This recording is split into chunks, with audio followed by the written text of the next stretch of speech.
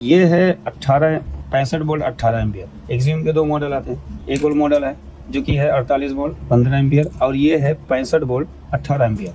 अब इसमें इन्होंने चेंजिंग क्या किया है, जैसे ओल्ड मॉडल में देखेंगे यहाँ पे 10 वोल्ट 12 वोल्ट बनाया जाता है। 10 वोल्ट रोजी कार्ड में लगे हुए हैं 78L05 आईसी के लिए, यानी कंट्रोलर आईसी को, यानी इसको चालू करने के लिए एसी सेंसिंग सर्किट को एक्टिव करने के लिए उस 10 वोल्ट का यूज़ किया जाता है। तो यहाँ पे 10 वोल्ट दिया जाता है, लेकिन इसमें क्या किया है, 10 वोल्ट की सप्लाई ना बनाकर यहाँ पे 12 वोल्ट का जेनर लगाकर सिर्फ 12 वोल्ट बनाया है। अब ये जब 12 वोल्ट की सप्लाई बनती है तो ये 12 वोल्ट की सप्लाई आती है TL431 के कैथोड पे जाएगी, ठीक है ना। यही 12 वोल्ट की सप्लाई कहाँ पे जाएगी, इस रेगुलेटर आईसी की पिन पे जाएगी और यही 12 वोल्ट की सप्लाई चली जाएगी LM324 के पिन नंबर 4 को। तो इसको VCC वोल्टेज मिल जाएगा, ये आईसी एक्टिव हो जाएगी, क्योंकि इसका काम होता है और इसका काम होता है कि कम्युनिकेशन करके आउटपुट एम्पियर को कंट्रोल करना, ठीक है ना। तो इसमें सिर्फ एक वोल्टेज बनाया गया है।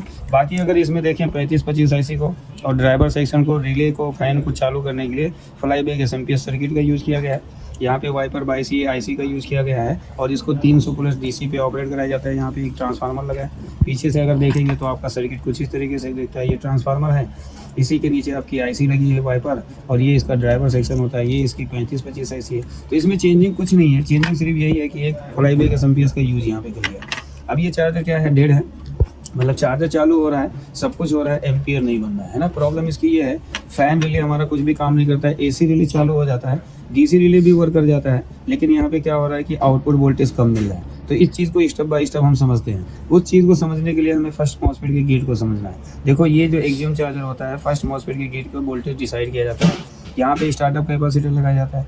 जब ये जो MFC के पॉजिटिव नेगेटिव जंक्शन से जो हाफ वोल्टेज बनता है इनपुट का, और ये जब भी चार्ज होता है तो ये AC के फॉर्म में चार्ज होता है। तो यहाँ पे एक साइड आपका लगातार वोल्टेज आता है, तो इधर से ये AC वोल्टेज यहाँ पे पास कर देता है, जिससे ये जो पल्स आता है, यानी वोल्टेज आएगा, ये मॉसफेट के गेट पे और सोर्स पे आ जाता है। और यही सप्लाई आपकी चली जाती है ड्राइवर सेक्शन ट्रांसफार्मर के सेकेंडरी वाइंडिंग में। यानी ये फिक्स कर दिया गया कि यहाँ पे जब भी गेट पे पल्स आना चाहिए तो यहाँ पे हाई आना चाहिए, 160 161 वोल्ट के करीब, 170 वोल्ट के करीब आना चाहिए। तो इसीलिए स्टार्टअप कैपेसिटर का यूज़ किया गया है। तो ये SMPS काम कर रहा है कि नहीं, सबसे पहले हमें क्या करना है, AC को देना है और सबसे पहले इस SMPS को चेक करना है, ठीक है ना। सप्लाई लगाना सीरीज में, सबसे पहले हम करंट करेंगे, बल्ब एक बार जल के बुझा और रिले से आवाज़ आ गई, इसका मतलब क्या है कि SMPS काम कर गया है। ये इसका माइनस अगर इसका, या यहाँ पे हम MFC का ही निगेटिव ले लेते हैं। अब यहाँ पे हम वोल्टेज चेक करा देते हैं आपको। देखो ये AC रिले है, इसको चेक करेंगे तो यहाँ पे आपको 12 वोल्ट मिलेगा। इसका मतलब क्या है कि SMPS आपका काम